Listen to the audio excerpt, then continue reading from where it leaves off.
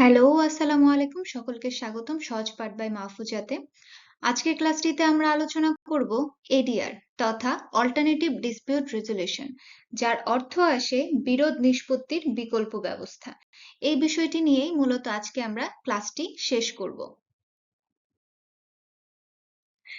তাহলে চলুন আজকে আমরা দেখে নিই হোয়াট ইজ এডিআর। এডিআর হচ্ছে বিরোধ নিষ্পত্তির বিকল্প ব্যবস্থা। এডিআর এর সুবিধা হলো সাধারণ বিচার পদ্ধতির ন্যায় এখানে বেশি বা দীর্ঘ সময় লাগে না, দ্রুততা ও স্বল্প ব্যয়ের মাধ্যমেই প্রতিকারটি পাওয়া যায়। এটি আইনি ফলাফলের পরিবর্তে রীতি ও প্রথাভিত্তিক গ্রহণযোগ্য উপায় বের করতে সাহায্য করে এবং এই এডিআর প্রসেসটি শুধুমাত্র দেওয়ানি মোকদ্দমায় পরিচালনা করা হয়ে থাকে। আমরা একটি মামলার শুরুতেই দেখতে পারি যে আমাদের আর্জি দাখিল করতে হয়। আর্জি দাখিলের পর ইস্যু অ্যান্ড সার্ভিস অফ সমন, অর্থাৎ আমরা সমন পাঠাই। তারপর বাদী বিবাদীর উপস্থিতির জন্য বলা হয়। তারপর বিবাদীর কর্তৃক রিটেন স্টেটমেন্ট দাখিল করতে হয়। তারপর production of document and examination of parties, মানে আদালত উভয় পক্ষের মতামত গ্রহণ করেন। যুক্তিতর্ক এবং অস্বীকারোক্তি যাই হোক না কেন আদালত তা লিখিতভাবে রেকর্ড করে রাখেন। এন্ড তারপরেই আসে আমাদের এডিআর প্রসেস। এই প্রসেসের মাধ্যমে চাইলে মামলাটি তখনই শেষ হয়ে যেতে পারে যদি মতামতের ভিত্তিতা বজায় থাকে। মামলার যে কোনো অবস্থাতে কি করা যায়? মধ্যস্থতা করা যায়। এটি সাধারণ কোর্টের বাইরেও শেষ করার কথা বলা হয়ে থাকে। বিশেষ দ্রষ্টব্যতে বলা আছে আদালতে মধ্যস্থতা বাধ্যতামূলক করে দিয়েছেন, যার কারণে the code of civil procedure 2012 সালের সংশোধনীতে মেয়ের পরিবর্তে শ্যাল কথাটি ব্যবহার করেছেন। অর্থাৎ আদালত যে কোনো মামলায় অবশ্যই এডিআর পদ্ধতিটি গ্রহণ করতে বলেন সকলকে। তাহলে চলুন নেক্সটে কি আসে দেখা যাক। চলুন দেখে নেওয়া যাক types of ADR. Types of ADR মূলত কয় ধরনের? আমরা মূলত 4 ধরনের এডিআর সিস্টেম দেখে থাকি।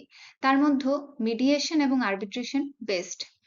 মিডিয়েশন, আরবিট্রেশন, কনসিলিয়েশন এবং নেগোসিয়েশন, এই 4 ধরনের এডিআর এর মধ্যে মিডিয়েশন এবং আরবিট্রেশন এই দুটি মূলত আদালত প্রাঙ্গণে বেশিরভাগই দেখা যায়। মিডিয়েশনটি রয়েছে সিপিসির সেকশন 89A তে আর আরবিট্রেশন রয়েছে সেকশন 89B তে। তাহলে চলুন দেখে নেওয়া যাক এই প্রক্রিয়াগুলোর বিভিন্ন ধাপ। এবার আমরা দেখব এডিআর এর অন্যতম একটি প্রসেস, সেটি হচ্ছে মিডিয়েশন, যা আছে সিপিসির 89A তে। মূলত রিটেন স্টেটমেন্ট দায়েরের পর থেকেই এডিআর প্রক্রিয়াটি শুরু হয়ে যায়। তাহলে চলুন আমরা দেখি মিডিয়েশন প্রক্রিয়াটি কিভাবে সম্পন্ন হয়।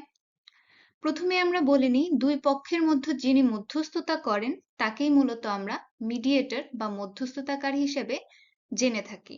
তাহলে চলুন দেখি মধ্যস্থতা কে করতে পারে, অর্থাৎ আমাদের মধ্যস্থতাকারী কে হতে পারে। আদালত নিজে, পক্ষগণের নিযুক্ত উকিল, অবসরপ্রাপ্ত কোনো বিচারক, জেলা জজ প্যানেল থেকে কেউ, অথবা পক্ষগণ যাকে উপযুক্ত মনে করবেন তাকেই মধ্যস্থতাকারী হিসেবে নিয়োগ করতে পারেন। 2.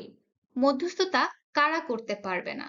প্রজাতন্ত্রে লাভজনক পদে যারা আছেন তারা মূলত মধ্যস্থতা করতে পারবেন না, অর্থাৎ তারা মধ্যস্থতাকারী হিসেবে কোনো রকম কোনো রোল প্লে করতে পারবে না। মধ্যস্থতার ফিটি কেমন হবে? পক্ষগণ নিজেরা একটি ফি নির্ধারণ করে দিবেন। যদি পক্ষগণ নিজেরা মধ্যস্থতাকারীর ফি নির্ধারণ করতে ব্যর্থ হন তবে আদালত নিজেই মধ্যস্থতাকারীর একটি ফি নির্ধারণ করে দিবেন। অবশ্যই তা স্বল্প ব্যয় হবে। 4. মধ্যস্থতা নিয়োগের সময়। পক্ষগণ 10 দিনের মধ্যে মধ্যস্থতাকারী নিয়োগ করে আদালতকে জানাবেন। কিন্তু এই 10 দিনের মধ্যেও যদি পক্ষগণ মধ্যস্থতাকারী নিয়োগ করতে না পারেন তাহলে কি হতে পারে? তাহলে আদালত নিজেই 7 দিনের মধ্যে একজন মধ্যস্থতাকারী নিয়োগ করে দিবেন যেন তাদের মধ্যে মধ্যস্থতাটি সম্পন্ন হয়। 5. মধ্যস্থতা সম্পন্নের সময়সীমা। মধ্যস্থতাকারী নিয়োগের 60 দিনের মধ্যে মধ্যস্থতা সম্পন্ন করতে হবে। আমরা তাহলে কি বুঝতে পারছি? আমরা বুঝতে পারছি মধ্যস্থতা সম্পন্ন করতে হলে আমরা 60 দিন সময় পাবো। এই 60 দিনের মধ্যে কি করবে? আদালত মধ্যস্থতা স্থাপনের জন্য বলবে, এবং যদি এই 60 দিনের মধ্যে মধ্যস্থতা স্থাপন না হয় তাহলে আদালত তা বাড়িয়ে দিয়ে আরো 30 দিন সময় বাড়িয়ে দিয়ে আদালত 90 দিন সময়ের মধ্যে মধ্যস্থতা সফল করতে বলবেন। 6.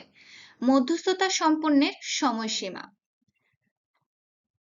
এখন আমরা দেখব নাম্বার 6, যা হচ্ছে সংক্ষুব্ধ ব্যক্তি কি করতে পারেন।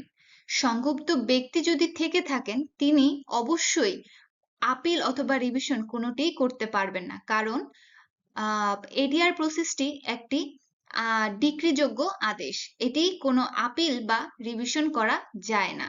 তাই আপিল আদেশ নয় বলে আদালত এই রায়ের বিরুদ্ধে ডিক্রি প্রদান করে থাকেন। এটি ছিল আমাদের মিডিয়েশনের প্রসেস। চলুন তাহলে দেখে নেওয়া যাক এডিআর এর সেকেন্ড ধাপ, আরবিট্রেশন অর্থাৎ সালিসি প্রক্রিয়া, যা রয়েছে সেকশন 89B তে। এই প্রক্রিয়াটি আদালতের বাইরে সম্পন্ন হয়ে থাকে এবং এই প্রক্রিয়াটি সম্পন্ন করে থাকে সালিসিকারী। এই সালিসিকারীকে বলা হয় আরবিট্রেটর।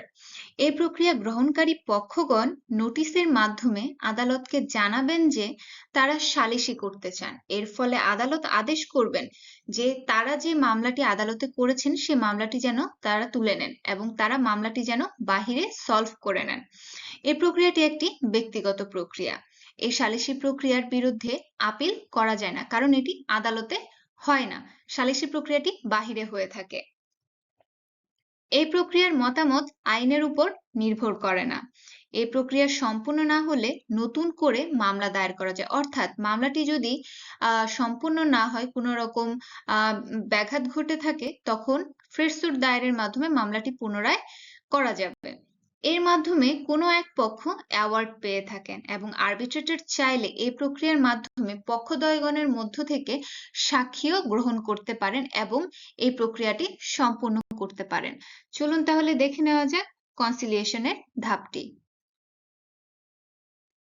এখন দেখব আমরা কনসিলিয়েশন, সমঝোতা বা সালিসি প্রক্রিয়ার একটি অন্যতম ধাপ। পক্ষগণদ্বয়ের বিপরীতে নিষ্পক্ষ যে ব্যক্তিটি থেকে থাকেন তিনিই হলেন আমাদের কনসিলিয়েটর। কনসিলিয়েটর মূলত পক্ষগণদের সাথে আলাদা আলাদা করে নিষ্পক্ষ হয়ে কথা শুনে থাকেন।